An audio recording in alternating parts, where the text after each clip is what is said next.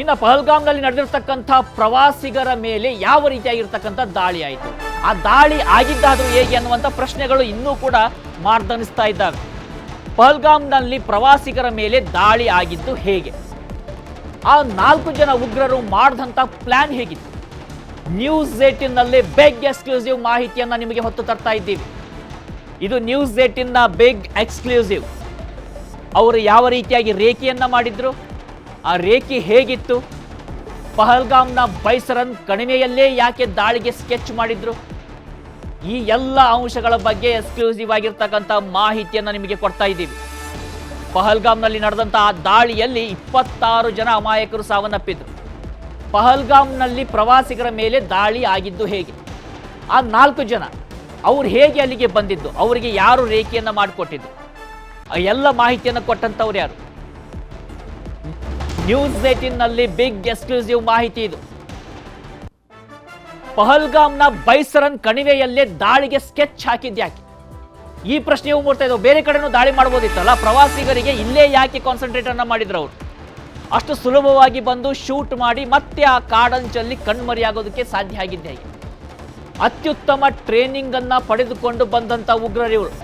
ಅದೇ ಕಾರಣದಿಂದಾಗಿ ಇವರು ಪಾಕಿಸ್ತಾನದ ಕಮಾಂಡೋಗಳು ಇದ್ರೂ ಅಚ್ಚರಿ ಇಲ್ಲ ಅನ್ನುವಂಥ ಮಾತುಗಳು ಕೇಳಿ ಬರ್ತಾ ಇದ್ದಾವೆ. ಟಾರ್ಗೆಟ್ ಮಿಸ್ ಆಗದಂತೆ ಪ್ಲಾನ್ ಅನ್ನ ಮಾಡ್ಕೊಂಡಿತ್ತು, ಫೂಲ್ ಪ್ರೂಫ್ ಆಗಿರ್ತಕ್ಕಂಥ ಪ್ಲಾನ್ ಅನ್ನ ಮಾಡ್ಕೊಂಡು ಬಂದಿತ್ತಂತೆ ಈ ಟೀಮು. ಯಾವತ್ತೂ ಮರೆಯದಂತಹ ದಾಳಿಗೆ ಬೆಗ್ ಸ್ಕೆಚ್ ಅನ್ನು ಹಾಕಿದ್ರು. ತಿಂಗಳುಗಟ್ಟಲೆ ಸಂಚನ ರೂಪಿಸಿದ್ರಂತೆ ಈ ಉಗ್ರರು.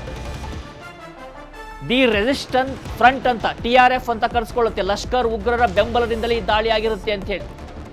ಪ್ರವಾಸಿಗರ ಮೇಲೆ ಆಗಿರುವಂತಹ ದಾಳಿ ಇದು. ನ್ಯೂಸ್ 18ಗೆ ಉನ್ನತ ಮೂಲಗಳಿಂದ ಈ ಮಾಹಿತಿ ಲಭ್ಯವಾಗಿದೆ. ಲಷ್ಕರ್ ತೊಯ್ಬಾ ಅಂತಕ್ಕಂಥ ಏನೊಂದು ಉಗ್ರ ಸಂಘಟನೆ ಇದೆ, ಆ ಉಗ್ರ ಸಂಘಟನೆಯ ಮತ್ತೊಂದು ಭಾಗ ದಿ ರೆಸಿಸ್ಟೆನ್ಸ್ ಫ್ರಂಟ್ ಅಂತಕ್ಕಂಥದ್ದು. ಈ ರೆಸಿಸ್ಟೆನ್ಸ್ ಫ್ರಂಟ್ ಹುಟ್ಟುಕೊಂಡಿದ್ದು 2019ರಲ್ಲಿ. ಆಗ ಇವತ್ತು ಪಾಕಿಸ್ತಾನದ ಸೇನಾ ಮುಖ್ಯಸ್ಥನಾಗಿರ್ತಕ್ಕಂಥ ಆಸಿಫ್ ಮುನೀರ್ ಅನ್ನುವಂಥ ವ್ಯಕ್ತಿ ISIನಲ್ಲಿ ಕೆಲಸ ಮಾಡ್ತಾ ಇರ್ತಾನೆ. ಅವನ ಸಂದರ್ಭದಲ್ಲಿ ಅವನ ಕನಸಿನ ಕೂಸಿದು TRF. ಇವತ್ತು ದಾಳಿ ಆಗೋದಕ್ಕೆ ಭಾರತದ ಮೇಲೆ ನಡೆದಿರತಕ್ಕಂಥ ದಾಳಿಯ ರುವಾರಿ ಬಿಗ್ ಟೆರರಿಸ್ಟ್ ಯಾರಾದರೂ ಇದ್ರೆ ಅದು ಪಾಕಿಸ್ತಾನದ ಸೇನಾ ಮುಖ್ಯಸ್ಥ ಆಸಿಫ್ ಮುನೀರ್ ಅಂತ ಯಾಕೆ ಹೇಳ್ತಾ ಇದ್ದೀವಿ ಅಂದ್ರೆ ಇದೇ ಕಾರಣದಿಂದ. ಈ TRF ಉಗ್ರರು ಅಷ್ಟು ದಾಳಿ, ಅಷ್ಟು ಟ್ರೈನಿಂಗ್ ಅನ್ನು ಪಡೆದುಕೊಳ್ತಾರೆ. ಅಲ್ಲಿ ಇನ್ಫ್ಯಾಕ್ಟ್ ಏನು ಹೇಳಲಾಗುತ್ತೆ ಅಂದ್ರೆ ಪಾಕಿಸ್ತಾನದ ಕಮಾಂಡೋ ಪಡೆಗಳಲ್ಲಿ ರಿಟೈರ್ಡ್ ಆಗುವಂತಹವರು ಅಥವಾ ಅಲ್ಲಿಂದ ಇಲ್ಲಿಗೆ ಡಿಪೋರ್ಟ್ ಆಗಿ ಕೂಡ ಬರುವಂತಹ ವ್ಯವಸ್ಥೆಗಳಿದ್ದಾವೆ ಅಂತ ಹೇಳಿ. ಆದರೆ ಭಾರತದ ಈ ಬಾರಿ ಪ್ರತಿ ದಾಳಿಗೆ ತಯಾರಿ ಮಾಡ್ಕೊಳ್ತಿದ್ದಂಗೆ ಇದೇ TRF ಹೇಳುತ್ತೆ. ಒಂದು 2 ದಿನ ಮುಂಚೆ ಏನು ಹೇಳುತ್ತೆ, ನಾವೇ ಆ ದಾಳಿಯನ್ನ ಮಾಡಿದ್ವಿ, ಈ ದಾಳಿ ಹಿಂದೆ ನಾವೇ ಇದ್ದೀವಿ ಅಂತ ಹೇಳಿ ಘಂಟಾಘೋಷವಾಗಿ ಘೋಷಣೆ ಮಾಡ್ಕೊಳ್ಳುತ್ತೆ, ತನ್ನ ಸೋಷಿಯಲ್ ಮೀಡಿಯಾದಲ್ಲಿ ಹೇಳ್ಕೊಳ್ಳುತ್ತೆ. ಅದಾಗಿ 2 ದಿನಗಳ ಹಿಂದೆ ಅಂದ್ರೆ ನಿನ್ನೆ ಒಂದು ಹೇಳಿಕೆಯನ್ನು ಬಿಡುಗಡೆ ಮಾಡ್ತಾರೆ.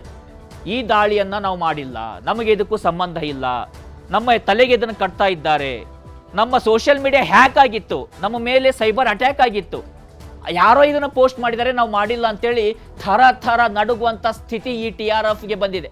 ಅಷ್ಟೆಲ್ಲ ಟ್ರೈನಿಂಗ್ ಪಡ್ಕೊಂಡು ಬಂದಿದ್ರಲ್ಲ. ನಾವು ಒಂದು ಮಗು ಡ್ಯಾನ್ಸ್ ಮಾಡ್ತಾ ಇರೋದನ್ನ ನೀವು ಗಮನಿಸ್ತಾ ಇದ್ರಿ, ಆದ್ರೆ ಹಿಂದೆ ಬರ್ತಿರೋರು ಶಂಕಿತ ಉಗ್ರರು ಅನ್ನುವಂಥ ಮಾಹಿತಿಗಳು ಲಭ್ಯ ಆಗ್ತಾ ಇದ್ದಾವೆ. ಅಂದ್ರೆ ಆರಾಮಾಗಿ ಬಂದು ರೇಖಿ ಮಾಡ್ಕೊಂಡು ಹೋಗಿದ್ರು, ಅದರ ಪ್ರಕಾರ ದಾಳಿ ನಡೆಸಿದ್ದಾರೆ.